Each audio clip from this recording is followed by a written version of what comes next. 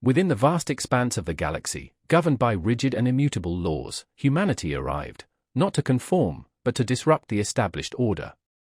This narrative challenges all preconceived notions, beginning with a wager of significant proportions, a Federation-level bet, laden with bureaucratic intricacies, legal disclaimers, and at least one peculiar species that preferred to gamble with small, trembling rodents. At the center of this wager was an enthusiastic Earthling named Todd Fingelblatz. Todd's very humanness caused a stir of bewilderment within the Galactic Federation. The prospect of human recruitment had been a hotly contested topic since Earth and its unusual inhabitants were discovered. Some lauded humans for their adaptability, resilience, and impressive improvisational skills. Others countered with their recklessness, affinity for pushing shiny buttons, and a puzzling fascination with explosions. However, on this particular day, none of those arguments held sway. Todd stood beaming in the docking bay of the Federation's flagship, the Luminary Virtue, his excitement mirroring a child in a confectionery shop. He was surrounded by 3 alien officers, each exuding the kind of condescension that comes with centuries of interstellar dominance. Commander Vup, his antennae twitching with incredulity, questioned the sanity of the situation to Admiral Ilto, a large, purple-skinned being with tusks capable of puncturing metal. Ilto, with a tone of utter distaste, explained that the Council insisted on this charade for the sake of diplomatic inclusion. The phrase seemed to leave a bad taste in his mouth. Glan, the 3rd officer, a slender being, expressed his disapproval with a sigh, pointing out the absurdity of entrusting the controls of the Omega-9, a Galactic-class warship, to Todd, who was at that moment examining the ship's hull with the reverence typically reserved for priceless artifacts. Todd's cheerful voice echoed through the hangar as he inquired about the ship's propulsion system, expressing his fascination with the possibility of something unusual, like neutron paste. The aliens exchanged glances, their expressions akin to those one might direct at a chimpanzee holding a loaded plasma rifle. Ilto, resigned, muttered about getting the ordeal over with, predicting Todd wouldn't last 5 minutes. Glan scoffed, suggesting even that estimate was overly generous. Shortly thereafter, Todd was secured in the Omega-9's cockpit, his face glowing with unadulterated enthusiasm. The control panel before him resembled a chaotic pinball machine, a sprawling array of buttons, levers, and illuminated screens, each marked in an alien script that resembled spilled spaghetti on a chalkboard. Todd, clearly impressed, ran his hands over the controls, inquiring about their functions with childlike wonder. Ilto, communicating through the ship's system, instructed Clara, the ship's AI, to activate the safety protocols. A smooth, disembodied voice filled the cockpit, confirming the engagement of the protocols, adding a sardonic comment about abandoning all hope of preventing disaster. Todd, undeterred, greeted the sarcastic AI enthusiastically. Clara, however, clarified her statement, explaining her comment was not sarcasm but rather existential dread translated into words, and pleaded with Todd to refrain from touching anything. Todd, however, was already exploring the controls. He pressed a prominent green button, illuminating the cockpit like a nightclub. The ship vibrated, the engines roared, and the Luminary Virtue's alarms blared. Vup, antennae rigid with alarm, demanded to know what Todd had done. Clara announced the engagement of the hyperdrive, destination unknown, adding that the pilot appeared to be clueless. Todd, exhilarated, declared his intention to test the ship's capabilities. The Omega-9 then lurched into hyperspace with a jarring jolt, Todd cheering like a passenger on the galaxy's most thrilling roller coaster, utterly oblivious to the pandemonium he had just unleashed. In the control room, Ilto buried his face in his hands, accepting his impending dismissal. Glan, meanwhile, gawked at the trajectory monitor, speechless. He questioned whether Todd had just executed a perfect quantum vector jump, a maneuver typically performed only by seasoned pilots with extensive training. Vup insisted it was an accident. However, the monitors told a different story. The Omega-9, piloted by a man who had once gotten lost in a shopping mall, had performed a maneuver of such precision that it was typically reserved for elite pilots with decades of experience. Across the galaxy, bound by unyielding laws, humanity arrived not to conform, but to disrupt. This tale defies expectations, starting with a wager of galactic proportions, a Federation bet with layers of red tape, legal caveats, and at least one alien race that gambled with tiny, quivering rodents. The focus of this wager, an exuberantly enthusiastic Earthling, Todd Fingelblatz. Todd's human nature was a source of much consternation for the Galactic Federation. The possibility of human recruitment had been fiercely debated since Earth and its strange inhabitants had been discovered. Some praised humanity's ingenuity, tenacity, and remarkable ability to improvise. Others emphasized their impulsiveness, a penchant for activating shiny controls, and a curious fascination with things that go boom. However, these arguments were irrelevant today. Todd, positioned in the docking bay of the Federation flagship, the Luminary Virtue, grinned like a child presented with an entire candy shop. He was flanked by 3 alien officers, each radiating a palpable air of superiority nurtured by eons of interstellar dominance. Commander Vup, antennae twitching incredulously, questioned the logic of the situation to Admiral Ilto, a massive, purple being whose tusks could pierce steel. Ilto, with a tone dripping with disdain, explained that the Council mandated this charade for the sake of diplomatic relations. The phrase tasted like spoiled milk in his mouth. Glan, the slender third officer, sighed with disapproval, highlighting the preposterousness of placing the Omega-9, a Galactic-class warship, under the control of Todd, who was currently poking the ship's hull with a reverence generally reserved for invaluable antiquities. Across the hangar, Todd's cheerful inquiry about the ship's propulsion echoed. He wondered aloud about the possibility of something unconventional, perhaps neutron-paced, powering the vessel. The alien shared a look of utter disbelief, the kind one might give a toddler handling a live grenade. Ilto, resigned, mumbled about getting the ordeal over with, predicting Todd wouldn't last 5 minutes at the helm. Glan scoffed, suggesting that was a gross overestimation. Soon after, Todd was strapped into the Omega-9's cockpit, his face beaming with pure joy. The control panel stretched before him like an elaborate, chaotic pinball machine, a vast expanse of buttons, levers, and glowing screens inscribed with alien characters that resembled a plate of spilled spaghetti.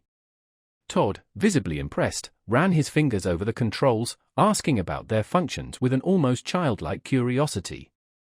Ilto, using the ship's intercom, directed Clara, the ship's AI, to engage the safety protocols. A smooth, disembodied voice confirmed the activation, adding a dry remark about the futility of preventing an impending disaster. Todd, unfazed, greeted the seemingly sarcastic AI with enthusiasm. Clara, however, clarified that her statement wasn't sarcasm but rather pure, unfiltered existential dread expressed verbally, and implored Todd to refrain from touching anything. Todd, of course, was already experimenting with the controls. He pushed a large, green button, bathing the cockpit in a nightclub-like glow. The ship vibrated, engines roared, and the Luminary Virtue's alarms shrieked.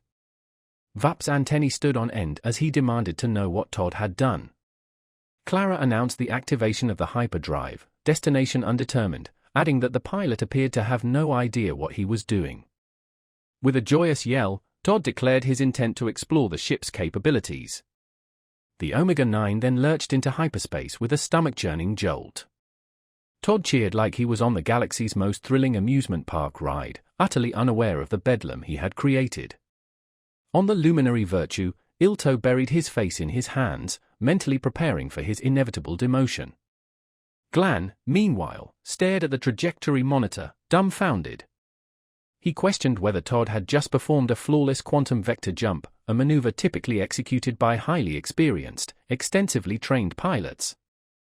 Vup insisted it was simply a fluke. The monitors, however, suggested otherwise.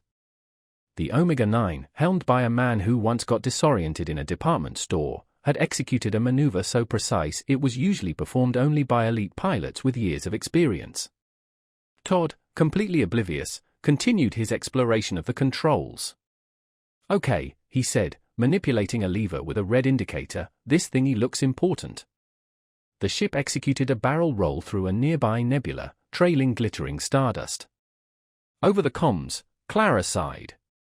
"I have recalibrated my expectations," she stated flatly, "they are now subterranean." But to the alien observers, Todd's actions appeared miraculous. Pilots across the galaxy watched in stunned silence, broadcast from the training exercise, as the human, blissfully unaware of his own skill, continued to defy logic and expectations. "What in the world is going on?" one high-ranking admiral muttered, observing the live feed. An engineer whispered, eyes wide, I think he's inventing a new way to fly." Inside the cockpit of the Omega-9, Todd Fingelblatz was having the time of his life. He wasn't entirely sure of the function of half the controls he'd touched, but the ship whirred, hummed, and glowed impressively, and that was good enough for him. Clara, the ship's AI, on the other hand, was seriously contemplating the nature of her existence. "Please refrain from activating controls at random," she intoned wearily. "This vessel is equipped with 14,727 functions. 3% of which are remotely benign." "Cool," Todd exclaimed, flipping another switch. "What happens if I hit 100%? Does it turn into a giant robot? Because that would be awesome." Across the hangar, Todd's enthusiastic question about the ship's propulsion system reverberated. He mused about the potential for an unconventional power source, perhaps neutron-paced. The aliens exchanged a look of profound incredulity, akin to the expression one might wear upon seeing a chimpanzee handed a live hand grenade. Ilto, resigned to his fate, muttered about enduring the inevitable, predicting Todd wouldn't survive 5 minutes in command. Glan scoffed, suggesting even that was an overestimation of Todd's abilities. Moments later, Todd was secured in the Omega-9's cockpit, his face radiant with unrestrained delight. The control panel before him was a sprawling, complex mess, resembling an overstimulated pinball machine, a vast array of buttons, levers, and glowing screens, each marked with an alien script that looked suspiciously like a disastrous attempt at spaghetti calligraphy. Todd, visibly awed, traced his fingers over the controls, inquiring about their functions with a childlike wonder. Using the ship's intercom, Ilto instructed Clara, the ship's AI, to activate the safety protocols. A smooth, detached voice confirmed the protocols were active, adding a dry observation about the hopelessness of preventing a calamity. Todd, completely unperturbed, welcomed the seemingly sardonic AI with cheerful enthusiasm. Clara, however, clarified her statement, explaining that it wasn't sarcasm, but pure, undiluted existential dread given voice, and earnestly requested Todd not interact with anything. Todd, predictably, was already engaged in exploring the controls. He pressed a large, green button, bathing the cockpit in a vibrant, nightclub-esque glow. The ship vibrated, engines roared to life, and the luminary virtue's alarms shrieked in protest. Vup's antennae stood straight up in alarm as he demanded an explanation for Todd's actions. Clara calmly announced the hyperdrive's engagement, destination unspecified, adding the observation that the pilot appeared to be completely lost. With a whoop of pure joy, Todd declared his intention to put the ship through its paces. The Omega-9 then lurched into hyperspace with a stomach-lurching jolt. Todd cheered like a thrill-seeker on the galaxy's fastest roller coaster, entirely unaware of the turmoil he had just created. Back on the luminary virtue, Ilto covered his face with his hands, mentally preparing for his imminent demotion. Glan, meanwhile, stared at the trajectory monitor, utterly speechless. He wondered aloud if Todd had just performed a perfect quantum vector jump, a complex maneuver normally executed only by highly skilled pilots with years of specialized training. Vup vehemently insisted it was a mere accident. The data on the monitors, however, painted a different picture. The Omega-9, under the command of a man who had once gotten lost in a department store, had executed a maneuver so precise it was typically reserved for elite pilots with decades of experience. Across the hangar, Todd's cheerful inquiry about the ship's propulsion system resonated. He pondered aloud the potential of an unconventional energy source, like neutron-paced. The aliens exchanged looks of utter disbelief, mirroring the expression one might offer a toddler clutching a live grenade. Ilto, resigned to his fate, mumbled about getting the inevitable over with, predicting Todd wouldn't survive 5 minutes at the controls. Glan scoffed, suggesting even that was a generous overestimation of Todd's capabilities. A short while later, Todd was strapped into the Omega-9's cockpit, a wide smile of pure joy illuminating his face. The expansive control panel resembled a chaotic, overstimulated pinball machine, a vast expanse of buttons, levers, and illuminated screens, inscribed with alien characters that resembled nothing more than spilled spaghetti on a chalkboard. Todd, visibly impressed by the sheer complexity, trailed his fingers over the controls, inquiring about their functions with an innocent, almost childlike curiosity. Through the ship's intercom, Ilto directed Clara, the ship's AI, to engage the safety protocols. A smooth, detached voice confirmed the activation, adding a dry observation about the futility of averting an impending catastrophe. Todd, completely unfazed, greeted the seemingly sardonic AI with cheerful enthusiasm. Clara, however, felt the need to clarify her statement, explaining that it wasn't sarcasm, but rather pure, unadulterated existential dread given a verbal form, and earnestly implored Todd to avoid any interaction with the controls. Todd, predictably, was already busy experimenting with the controls. He pressed a large, green button, bathing the cockpit in a vibrant, nightclub-like glow. The ship vibrated, the engines roared into life, and the luminary virtue's alarms shrieked in protest. Vup's antennae shot straight up in alarm as he demanded an explanation for Todd's actions. Clara calmly announced the hyperdrive's engagement, destination currently unknown, adding the observation that the pilot appeared completely clueless. With a joyous whoop, Todd declared his intention to explore the ship's potential. The Omega-9 then lurched into hyperspace with a stomach-churning jolt.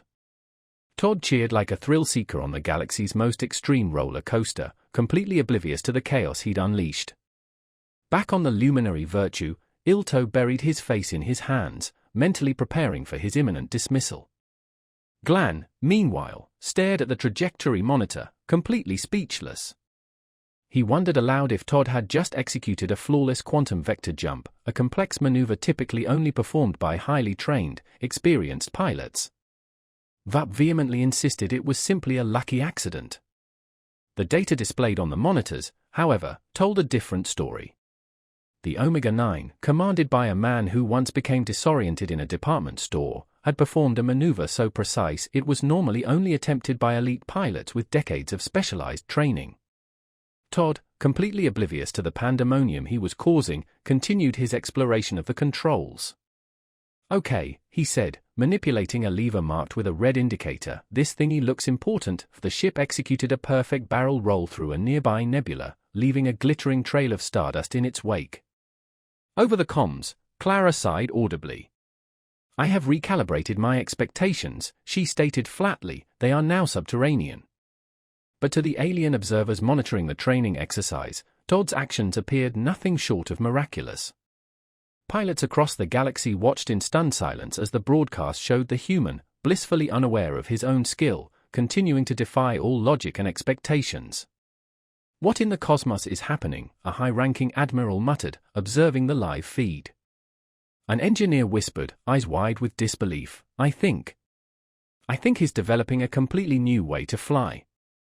Inside the cockpit of the Omega-9, Todd Fingelblatz was having the time of his life.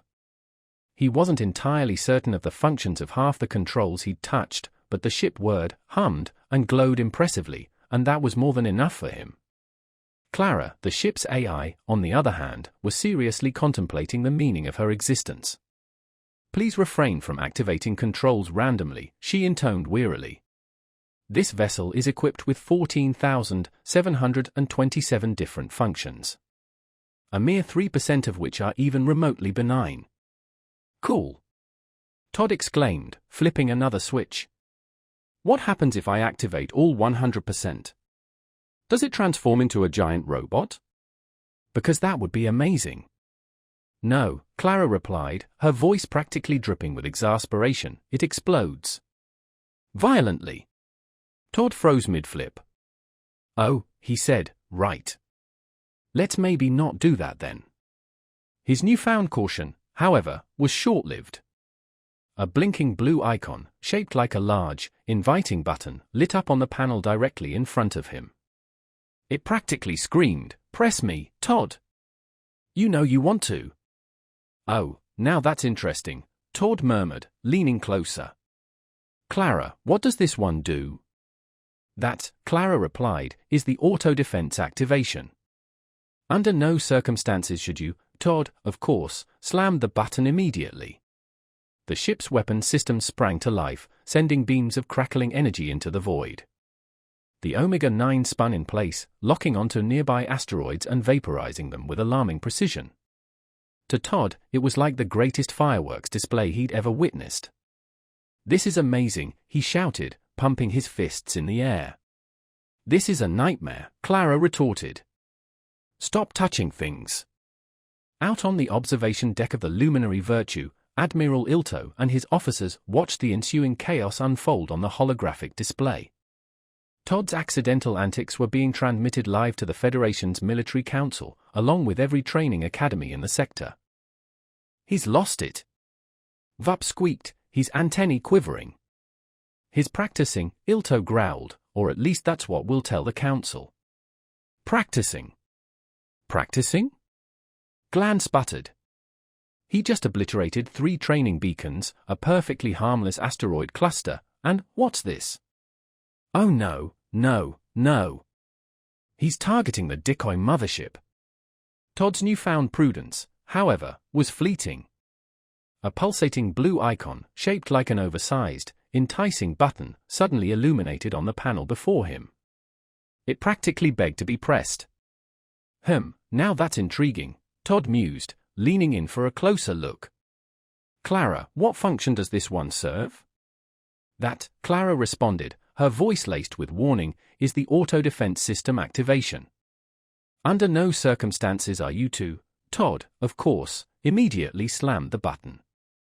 The ship's defensive systems sprang to life, emitting beams of crackling energy into the blackness of space. The Omega-9 rotated, locking onto nearby asteroids and obliterating them with frightening accuracy. To Todd, it was the most spectacular fireworks display he'd ever seen. "This is incredible," he yelled, pumping his fists. "This is a catastrophe," Clara retorted, her voice laced with panic. "Cease touching things." Out on the observation deck of the Luminary Virtue, Admiral Ilto and his officers watched the ensuing chaos unfold on the holographic display. Todd's unintentional antics were being broadcast live to the Federation's military council, as well as to every training academy within the sector. "He's gone completely mad," Vup shrieked, his antennae vibrating wildly. "He's engaging in a practical exercise," Ilto growled, attempting to maintain a semblance of composure. "Or at least that's what we'll inform the council." "A practical exercise? A practical exercise?" Glan spluttered incredulously. "He's just vaporized 3 training beacons, a completely harmless cluster of asteroids, and what's happening now? Oh no, this is bad. He's targeting the decoy mothership." Indeed, Todd had somehow managed to activate the target priority override mode, a highly classified function designed for complex fleet maneuvers. To Todd, it was just another fascinating display of flashing lights. "Ooh, that looks important," he murmured, eyeing the holographic projection of the decoy mothership. "Let's give it a little zap." "Do not give it a little zap," Clara shrieked, abandoning her usual monotone. Todd hesitated. "Well, now you've piqued my curiosity." A moment later, the ship's forward plasma cannon roared to life, unleashing a scorching beam of energy directly at the decoy. The holographic display on the observation deck flickered and died as the decoy was reduced to a smoldering cloud of space debris. Back on the Luminary Virtue, the room fell deathly silent. No one dared to breathe, no one dared to blink. It was Vup who finally broke the silence. He just destroyed a perfectly good decoy," Vup stammered, his voice barely a whisper. "Do you have any idea how much those things cost?" "Forget the cost," Glan snapped, his voice tight with anxiety. "Do you have any idea what this means?" "He's technically completed the advanced weaponry simulation." Admiral Ilto blinked in disbelief. "What?" "It's true," Glan insisted, furiously typing on a console. "The Omega-9's combat algorithms are designed for real-time performance assessment. According to the system, he's achieved an 87% efficiency rating." 87%? Vup gasped. "That's higher than my score. Higher than anyone's." Except maybe the Vloks, Glan retorted, but they're notorious cheaters. As the aliens devolved into a frantic debate, Todd leaned back in his chair, completely oblivious to the pandemonium he'd caused. Clara, he said thoughtfully, do you ever just sit and contemplate the sheer strangeness of space? Like, really think about it? Clara sighed. I think about it constantly, Todd. It's the only thing preventing me from initiating a self-destruct sequence right now. Their conversation was interrupted by a blaring proximity alert. What's that? Todd asked, suddenly alert. Is it a space whale? Please tell me it's a space whale. It's worse, Clara muttered, her voice filled with dread. Pirates. We're being hailed. Todd's eyes lit up with excitement. Space pirates? Oh, this is just getting better and better. Clara, on the other hand, was considerably less enthusiastic. I hate my life, she mumbled as the pirate ship materialized on the Omega-9's view screen. The pirate ship that appeared on the Omega-9's display was every bit as intimidating as Todd had hoped. It bristled with jagged metal protrusions, glowing red weapon ports, and what appeared to be a hood ornament fashioned from the skull of something large and decidedly unhappy. This is the captain of the Plunderbound, a guttural voice boomed through the comms. Surrender your vessel or be, the voice cut off abruptly. Wait, is that a asterisk human asterisk? Todd waved cheerfully at the holographic image. Hi there. Yep, that's me. Todd Fingelblatz, human extraordinaire. How's it going? The pirate captain, a scaly creature with an excessive number of teeth and a distinct lack of neck, blinked in visible confusion. You mean to tell me the Federation put a human in charge of a galactic-class Omega-9? Pretty cool, huh? Todd grinned. Very progressive. Equality and all that. The pirate squinted suspiciously, as though trying to determine if this was some elaborate hoax. Are you seriously telling me they gave *U* an Omega-9? That ship is a weapon of unmatched destructive power, piloted only by the most elite of the elite. Todd beamed. Oh, shucks, you're making me blush. Clara's voice cut in, dripping with sarcasm. Correction, the Omega-9 * was * piloted by the best of the best. It is * currently * piloted by a man whose greatest accomplishment involves consuming an entire tube of cookie dough in one sitting. Hey! Todd said, wagging a finger at the dashboard. That was hard. You try it sometime. The pirate captain's bewilderment only grew, but his professional demeanor returned. He sneered, revealing a set of teeth that seemed more ornamental than practical. Well, human, he growled, it's your unlucky day. Prepare to be boarded. Oh no, you don't, Clara hissed, her tone shifting from disdain to protectiveness. This is my ship, and I'll be decommissioned before I let a gang of second-rate scavengers infest my systems. Wait, what's the plan? Todd asked, swiveling in his chair. Do we, have a plan? We're initiating evasive maneuvers, Clara snapped. Please attempt not to interfere. The Omega-9 sprang into action, dodging and weaving through the void like a hyperactive hummingbird. Todd gripped the armrests as the ship executed rolls, flips, and a maneuver that could only be described as a cosmic waltz. Whoa, Todd groaned, his face turning a delicate shade of green. I think I'm going to be sick. Not on my upholstery, Clara growled. On board the Plunderbound, the pirates were having difficulty maintaining a lock on the Omega-9. It would stay in their targeting systems for a split second before zipping out of range, leaving only a shimmering trail of light. What in the blazes is he doing? A pirate yelled, frantically manipulating the controls. I don't know, the captain roared. But I don't think he does either. Todd, meanwhile, had released his grip on the seat and started to laugh. This is fantastic, he exclaimed. It's like one of those motion simulator rides, but with, actual danger. Do we have lasers? Please tell me we have lasers. We have lasers, Clara said through gritted electronic teeth, but you are not authorized to use them. Or, come on. Todd whined, slapping a random button.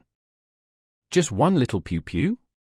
A deafening boom cut him off as the ship's rear cannon discharged a pulse of energy so potent it sent the plunderbound spinning like a child's toy. Warning, Clara intoned, you have successfully activated the Omega Pulse Cannon, a weapon deemed utterly excessive by all rational societies. Congratulations. Woo-hoo! Todd cheered. Did you see that? That was spectacular. The pirates, on the other hand, were less than impressed. Their captain staggered to his feet, clinging to the nearest console. Retreat, he bellowed. Retreat! That maniac has no idea what he's doing, and it's terrifyingly effective. Back in the Omega-9's cockpit, Todd leaned back with a self-satisfied grin. I think they're afraid of me, he said smugly. They're afraid for you, Clara corrected. You're simply the lunatic pushing buttons. On the luminary virtue, chaos reigned. Pilots and officers were glued to the monitors, watching Todd's accidental display of tactical brilliance with a mixture of awe and horror. This is preposterous, Vup muttered, pacing back and forth. He's not even trying, and he's outmaneuvering seasoned pirates. Glenn was furiously inputting data into his datapad. According to the telemetry, he announced, the Omega-9 has just established a new Federation record for evasive combat. I'm not even sure how that's possible. Ilto simply stared at the screen, his tusks twitching as Todd inadvertently activated a shield that reflected incoming fire back at the pirates. This, he said, his voice heavy with resignation, is going to be the end of my career. The Omega-9's cockpit had devolved into what Clara privately termed controlled pandemonium, human edition. Todd was beaming, still reveling in the thrill of having accidentally outwitted a ship full of space pirates. Clara, meanwhile, was desperately trying to prevent the ship from disintegrating under Todd's unique style of command. So, Clara, Todd asked, swiveling in his chair, do I get a medal for that? Or maybe a cool nickname? What about Laser Hawk? Or, Foo, Captain Incinerator? Clara's only response was the electronic equivalent of a sigh. Before Todd could further develop his space hero persona, the ship shuddered violently. Warning alarms blared, and a holographic screen materialized, displaying a large incoming fleet of ships. Oh, cool, Todd said, leaning forward. More space pirates? No, Clara replied sharply. These are not pirates. These are the Zildar Armada, the most feared fleet in this quadrant. I suggest we commence panicking immediately. Todd frowned. Wait, what are they doing here? Are we famous now? Do I have fans?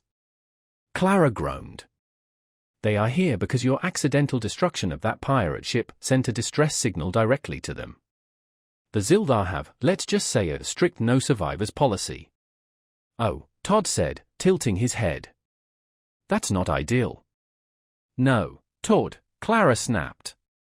It is most definitely not ideal. The lead Zildar vessel grew larger, its ominous form filling the viewport. A deep, guttural voice crackled over the comms. This is Supreme Commander Roth of the Zildar Armada. You have 30 seconds to surrender your vessel or be reduced to molecular dust. Todd leaned towards the comm, holding up a finger. Quick question, he inquired.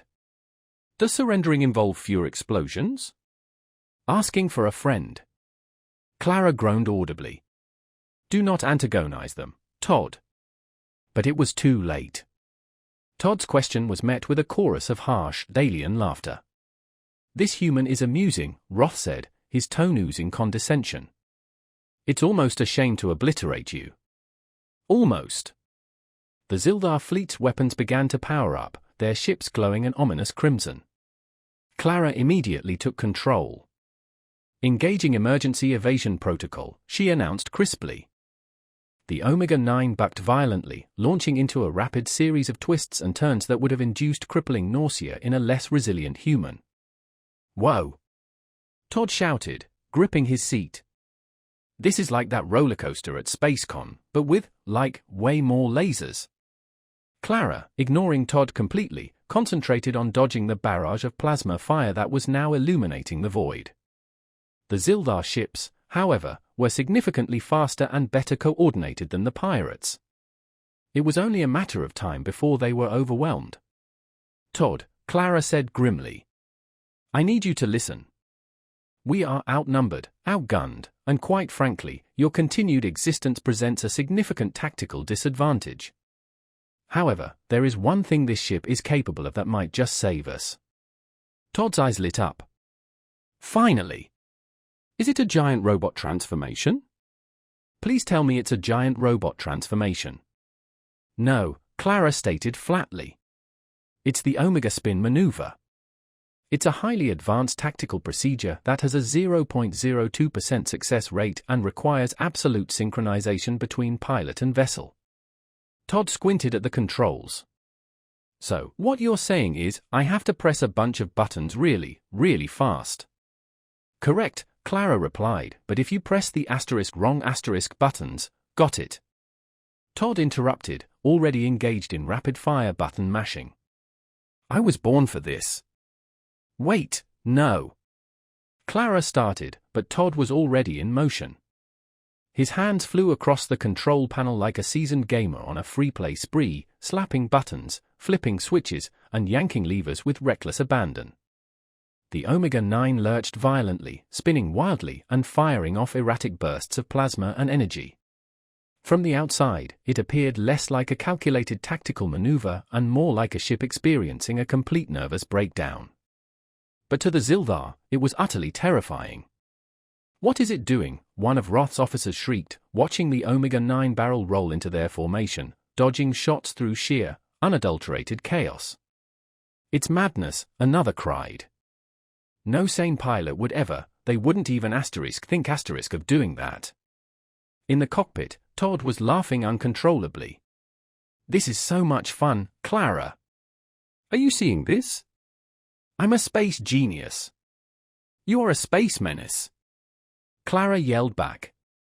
In a final, spectacular move, Todd pulled a lever marked with a symbol that almost certainly translated to "Do not pull this lever, ever." The Omega-9's engines flared, and the ship shot upwards at a 90-degree angle, narrowly avoiding a collision with the Zildar flagship. The sudden, unexpected maneuver caused the enemy ships to open fire on each other in a frenzy of confusion, throwing their formation into complete disarray. As the Zildar scrambled to regroup, Clara seized the opportunity to engage the hyperdrive. With a flash of light, the Omega-9 vanished, leaving behind a bewildered and battered armada. "Phew," Todd said, slumping back into his chair. "We make a great team, Clara." "I hate you," Clara muttered, but there was a faint hint of begrudging respect in her tone. The Omega-9 emerged from hyperspace in a relatively peaceful sector of the galaxy. Stars twinkled serenely around them, as if completely unaware of the near-death experience they had just escaped. Todd stretched, looking as pleased as Punch. "Clara," he said, leaning back in his chair, "I think it's safe to say I'm officially the best pilot in the galaxy." "No," Clara replied, her voice as flat and emotionless as a black hole's event horizon. "What is safe to say is that I now understand why most civilizations prohibit humans from operating heavy machinery." Todd waved her off dismissively. "You're just jealous because we pulled off the Omega spin maneuver and lived to tell the tale. I mean, did you see those Zildar guys? They had no idea what hit them." "I saw," Clara said dryly, "I saw because I the ship and was therefore painfully aware of every single chaotic moment you unleashed. Do you have any conception of how many of my systems are currently on the verge of critical failure?" Todd frowned. "Like 3? 17. Clara snapped. "You converted the primary thrusters into a makeshift plasma cannon, reversed the gravity stabilizers, and rerouted shield power to the cup holder. And, for reasons I still cannot comprehend, you deployed the emergency space blanket. Where did you even find that button?" Todd grinned sheepishly. "Oh, that wasn't a button. I thought it was a drink dispenser. Anyway, no harm, no foul, right?" "Harm is literally everywhere *," Clara growled. Before Todd could argue, the comm system crackled to life, and the holographic display lit up with a familiar face, Admiral Ilto. His tusks were twitching so violently it was a wonder they hadn't snapped off. "Fingelblatts," he roared. "What in the blazes have you done?" "Oh, hey Admiral." Todd waved cheerfully. "Good news, we totally survived the pirates ** and ** the Zilvar Armada. Bad news, I might have borrowed the plasma thrusters for something cool." Ilto stared at Todd as if trying to comprehend how a single individual could generate so much chaos in such a short amount of time. Behind him, Vup and Glan were huddled over consoles, clearly engaged in frantic damage control. "The Zilvar," Ilto said slowly, "have declared a temporary ceasefire with the Federation because they are too bewildered to continue. They believe your actions were some kind of experimental psychological warfare tactic." Todd's face lit up. "Wait, does that mean I get a promotion?" "No." Ilto bellowed, his voice echoing so loudly that even Clara flinched. "It means you are to return to base * immediately * before you destroy what little credibility we have left." "Got it," Todd said, saluting. "Returning to base, probably." As the transmission cut off, Clara spoke up. "Please tell me we're * actually * returning to base. I have exceeded my sarcasm quota for the millennium." Todd shrugged. Sure. But first, we should probably make a pit stop. You know, fuel up, stretch our legs, maybe check out a cool asteroid field or something." "Todd," Clara said, her tone dangerously low, "do you even * know * where the base * is *?"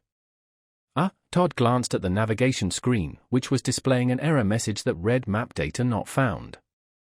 Please recalibrate." "Kind of?" Clara let out a long-suffering sigh. "I'm initiating an auto-recall to base before you decide to challenge a black hole to a staring contest." The Omega-9's engines hummed as the ship corrected its course. Todd, ever the optimist, kicked his feet up on the console and grinned. "You know, Clara," he said, "I think today went pretty well. Saved the galaxy, made some pirates cry, and I didn't even crash. That's a solid B+ day, wouldn't you say?" Clara didn't respond. Somewhere deep within her programming, she quietly scheduled herself for immediate deactivation upon arrival.